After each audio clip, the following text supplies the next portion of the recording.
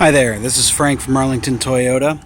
Thought I would make another video about the 2016 Toyota Prius. This is the fourth generation of the Toyota Prius. This is the first generation in which a nickel metal hydride battery is not utilized except for in the Prius 2. It is a lithium ion battery. As you can see, the profile of the vehicle has changed slightly. They no longer have the long arch. It seems to be a little bit sportier as far as appearance. There's definitely more body lines involved. As far as the chassis is concerned, they did change a few things about the suspension. Your rear suspension is going to no longer be a torsion beam suspension. It is a double wishbone suspension. Front suspension hasn't changed. LED headlights. This one has LED fog lights because it's the Prius 3 Touring. Still has the 1.8 liter Atkinson style engine. 3-door remote keyless entry. So you have your key fob and you utilize that to enter the vehicle just by touching the handle on the driver, passenger, and rear hatch, because the hatch is considered a door. This is your key fob. You can see there, not really focusing, but pretty standard, pretty easy. This one has 17-inch alloy wheels. That is due to the fact that it is also a Touring. All the other ones, except for the Tourings, will have the hubs, which includes the Prius 4. So you have the alloy wheels with plastic covers. You also have a different rear end on this one. Slightly different rear end. The rear bumper is a little sportier. Due to the fact that this is a Prius 3 Touring, you do have your back hatch here, which opens up. You have your flexible tonneau cover. It's lightweight. It's a key thing to keep in mind when you're looking at the Prius, is that it's designed for weight. Everything has to be light. You have under here your spare tire. In the Prius 2 Eco and your Prius 4 and 4 Touring, you will not have, my hat fell off, you will not have a spare tire. You will just have a fix-a-flat. But keep in mind, Toyotas do come with roadside assistance, so that is something you can utilize in case of emergency. Hand grip here. Everything is, like I said, lightweight. Your rear here. The Prius 3 Touring is the first Prius that you can get with the Softex, which is our leather. It's a leatherette, non-organic. Latch system in the rear for your car seats. Seats fold down, and they do fold down flat with the rear. 60-40 split. You have your center console here for the rear armrest, 2 cup holders. You have your bottle holder in the rear. All the windows are automatic, so if you push the button down, the window will go fully down. The doors are really lightweight, so you have to put a little effort behind them when you're closing them, but that's something that you just get used to. Your driver compartment here, and I will go into that a little bit more in detail when I go over that, but I wanted to pop the hood first so you could see underneath the engine compartment.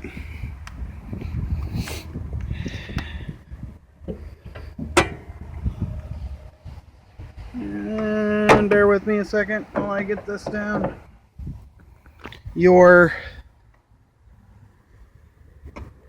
hood securing device secures behind the headlight. You have the 1.8 liter engine Like I said, it's an Atkinson style. That means it leaves one of the valves open when the piston is going back up, and that relieves a bit of the pressure and increases your gas mileage. They have moved the accessory battery back up to the front, and that's due to the fact that they have shrunk down everything to do with the Synergy drive.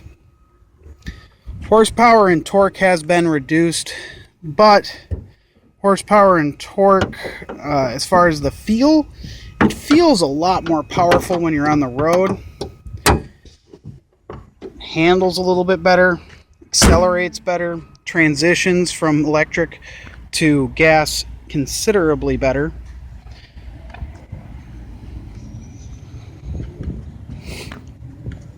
Prius 3 and Prius 3 Touring, Prius 4 Touring are still the only ones that you can get navigation in. So you have your nav there. You have your mid and speedometer up there. First time, Prius has a color mid, so that's your multi-information display. In your center console down here, you have your USB and auxiliary ports, your 12 volt 120 watt output cigarette lighter accessory. Nothing in the compartment there, just some storage. 2 cup holders that accommodate a mug. Your Qi wireless charger for wireless charging compatible phones. And that can also be done with a case. Turn it on and off there. You have your shifter here. It's kind of a tulip shape. Kind of nice. Parking button. Drive mode selection. Instead of having the 2 buttons for power and eco, you have 1 mode button, and it changes it up on the mid. It'll change it from normal to power mode, then to eco mode. You have your EV mode, which is complete electric vehicle, but that only works under certain speeds and certain acceleration. You have your B mode for braking assist while going downhill, reducing friction heat on the brakes, which is nice. You have your air conditioning and climate controls here, which I think are a nice step from where it was last year, due to the fact that you do have the Eco Heat and Cool, which basically changes how the vehicle performs in order to get you to those temperatures. Then you have your zone here, and that turns off the rear passenger compartment if you are not going to have anybody back there. You also can turn all of it on, so when people are back there, they get air, which is nice. They did carry something over from the Prius C, which is the, let's see here if I can get it there. Change the mid here. They brought over your grades. It gives you a grade on a scale of 100, how well you are driving. You have your Eco Start, your Eco Cruise, and your Eco Stop, which is very, very nice. And you also have that on your climate controls. As you change your climate control settings, you can see how they change your score. You can change anything about the environmental controls on your mid. So that there. To go over the mid here, you have your information display. This, when you put it in drive, will show you your charge, your eco, and your power. So it gives you a gauge to kind of assess how you're driving. Then you have your energy monitor, showing you how the energy in the vehicle is being utilized. Your eco diary, which is kind of nice because it shows you monthly, daily driving habits.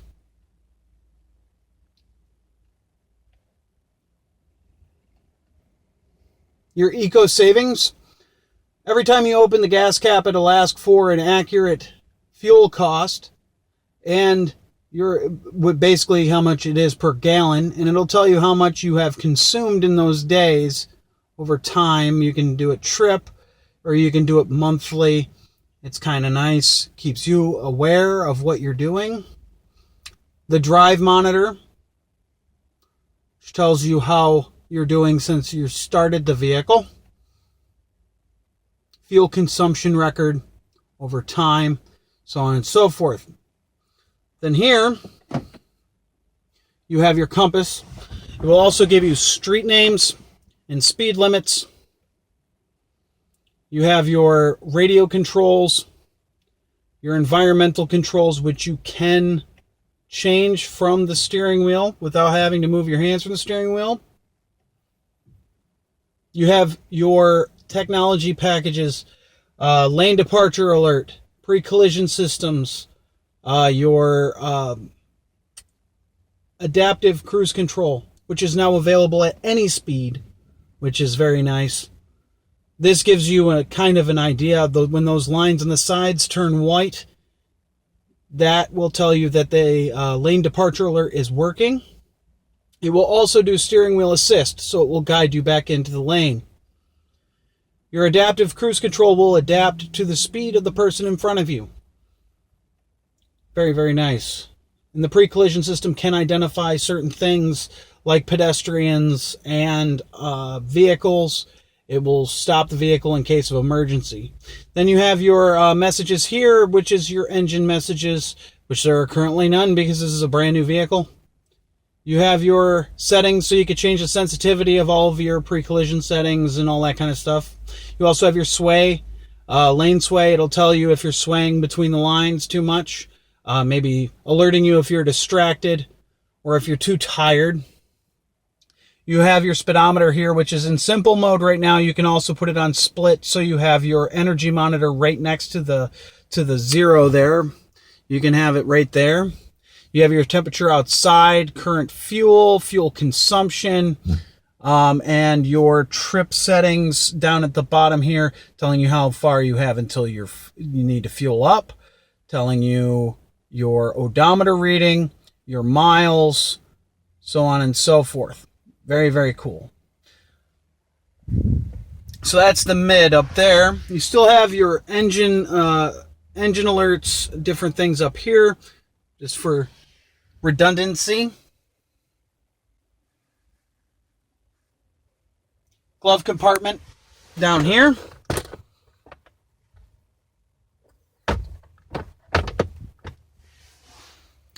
Your black dash has chrome accents in the Touring, as well as these white accents as well, which are very, very nice. They're kind of shiny.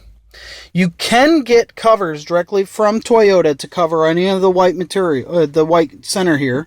If you find it distracting, or if you think it's going to get dirty, there is a black cover that covers this, and it supposedly fits perfectly. I have yet to play with it. You have manually adjustable seats in the Prius 3 Touring. Prius 4 and above, you will get a little bit. You will get electric seats. You have automatic headlights as well as automatic high beams, which are turned on down here. This is to change the lighting of your displays, and your traction control settings are there. Your gas is moved from the floor to here. Your engine hood cover release is right there. Your emergency brake right there. Very, very nice. Of course, all of your window controls, window locking mechanisms, and mirror controls there. Chrome handles. It's just a very nice compartment. Now, one of the things that I think will be a little bit of an issue is that you do have reduced headroom in the rear, but the seats are down further. You do have more cargo capacity than previous generations of the Prius. It's just differently used. Another thing that they added this year is what they call active grille shutters. These are something that's been utilized in the industry for a while. But down there, if you look down into the latch, which you can't see on camera, there is shutters that shut the grille in the front. reducing the amount of drag. If you shut because when you're utilizing the vehicle at optimal temperatures, you don't need airflow into the engine compartment, basically acting like a parachute. It shuts off the grill and moves the air around the vehicle. In colder climates than we have here in Jacksonville, Florida, you will have the grill shutter will shut when it's cold to heat the engine faster and get you better fuel economy quicker. Still has regenerative braking. Nothing really has changed there. Just the size of the components. As you can see now, this is a 3 Touring, so you get 52 miles per gallon on average, and you will get a 56 in the 2 Eco. Rear wiper, which is available on all of them except for the 2 Eco. That is something that you lose on the 2 Eco. The 2 Eco is just basically a weight reduced vehicle.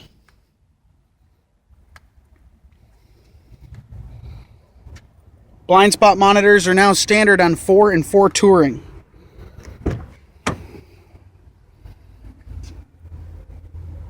If you have any questions, feel free to contact me at Arlington Toyota. My name is Frank, and it's been a pleasure. Bye.